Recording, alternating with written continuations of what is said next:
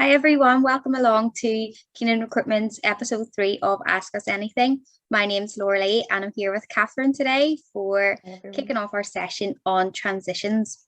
So the first question that we have in, Katherine, is from Claire, and she has let us know that she has been fully vaccinated, but she's still a bit nervous about returning to work in the hospital environment and wondering what her options might be. Okay, so firstly, thanks so much for this question, Claire. It has been coming in a lot and it's completely understandable to feel nervous, even with social distancing and PPE equipment. Hospital work may feel a bit frightening. Hospital work has many excellent transferable skills, such as multidisciplinary team working. So this could be a great opportunity to explore intermediate care or community services in a community setting. Thanks so much for that question, Claire. We're seeing quite a lot of that recently, aren't we? Yeah, we are seeing a lot of people maybe wanting to use this time as a great way to make a transition. So the next question is from Andrea. And Andrea has said, I was on maternity leave when COVID hit, so I decided to take some extended time with family. And I'm worried I've got de-skilled during this time. How can I get myself up to speed? Well, firstly, congratulations, Andrea, on extending your family. And some great reflective practice here on display, but don't let that travel into imposter syndrome. There's some fantastic online resources available through NISC and the British Association of Social Work. Try some of these online courses and listen to some podcasts. I'd also recommend joining some of the online support groups via social media, as these have been really positive for social workers who are returning from an extended period of leave, and also just for continuous personal development. These are also resources available for other disciplines, such as the Chartered Institute for Physiotherapists, the occupational therapy, and professional bodies as well have online resources too. So I'm going to pop all those wee links in the description box so you can get access to those. That's some great advice as well, Orly. Definitely think if you've got the time to jump on and just explore what learning resources are out there, definitely. Yeah, there's some great lunchtime seminars as well, so you can have a wee snack while you're expanding your knowledge base. The trust has actually put up webinars as well for long COVID. So they're lunchtime webinars too. So they're doing sessions on all the symptoms of long COVID. If you're interested in that, it's the allied health professionals are delivering it too. Oh, brilliant. Thanks, Katherine, for sharing that. So I've got another question in here from Sarah. So Sarah is currently on furlough and has been over the pandemic, but she's been thinking about making a change into a new sector. And her partner has loved working from home, and she's wondering whether that might be an option for her as well. What do you think, Katherine? Okay, so we are seeing a lot of these questions come in as well. The working from home life does work for some. So thanks, Sarah, so much for submitting this question. So it'll be dependent on the job role that you are applying for. For many of the Keenan frontline staff, this has not been an option. However, the pandemic has shown that within other teams, a flexible work approach has been really positive for clients and staff. Currently, many of our community care teams are working a rota, which would be a mix of office and home-based working, just to maintain that social distancing, as well as ensuring staff are well supported for professional supervision. Open and clear communication is the policy at Keenan, and we'll work with you to find the right match to suit your work-life balance. And I know with restrictions easing, everybody is dying to get back to normality. So we are taking it one step at a time, but any request you have, we'll try our best to work with, definitely, Sarah. Thank you. Perfect. And Katherine, you might want to take this wee one as well. It's just popped in from Leanne. So she is graduating in June as an occupational therapist, and she's just started applying for jobs. She's not too sure which direction to go, as she said, but there's lots of options and agencies out there, and she's wondering if you can give her some advice on what to do next.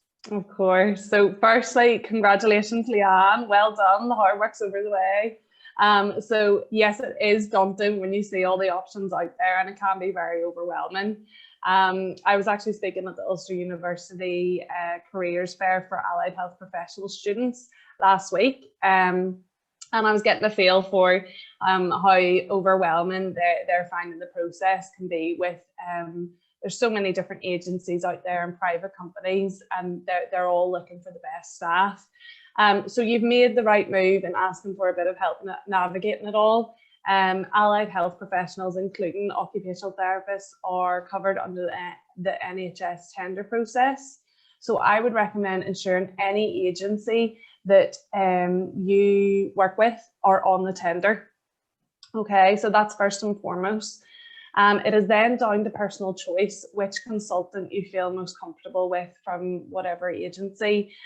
So I know ourselves at Keenan operate on a collaborative and candidate-led approach and offer one-to-one sessions to find out more about the areas you enjoy and want to develop upon, so we can match you to the right post. As well as that, we do provide a buddy system to find out first. So we'll match you up with allied health professionals who are out working currently, and then you can just get a feel and ask them questions. So we'll match you up with them, so you've got a support system there with somebody who's actually working in the post too. Also, agency allows you to have the flexibility to try new teams and across the public and private sector. So we've got a couple of new private sector clients on board. So we're working hard to get providing as much choice as possible whenever you are choosing your posts. So thanks for that question, Leanne. I know it is a minefield when you are graduating. So yes, just if you have any questions, get in touch.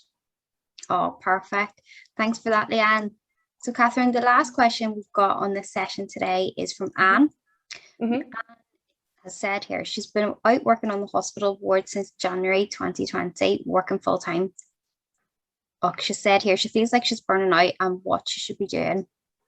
Anne, thank you so much. I know everyone at the team at Keenan has been so supportive of all the work that you've been doing and really celebrating you as much as possible. Katherine, I'm sure you'd like to add your thanks into Anne as well. Yes, definitely, for all the hard work. It's been a tough while.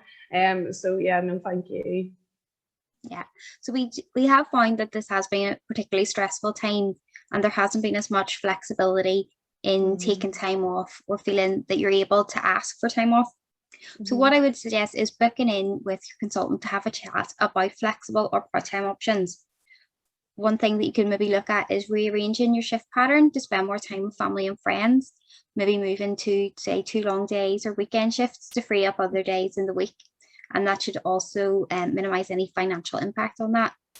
I'd also suggest trying to book in some me time. So plan an activity that you actually enjoy. You can also check out NISC's Resilience and Wellbeing online resource tool, which has some really helpful advice. But please do remember that self-care is also patient care, and we do all encourage you to look after yourself. Agency is a great way of having a wee buffer between frontline staff and yourself.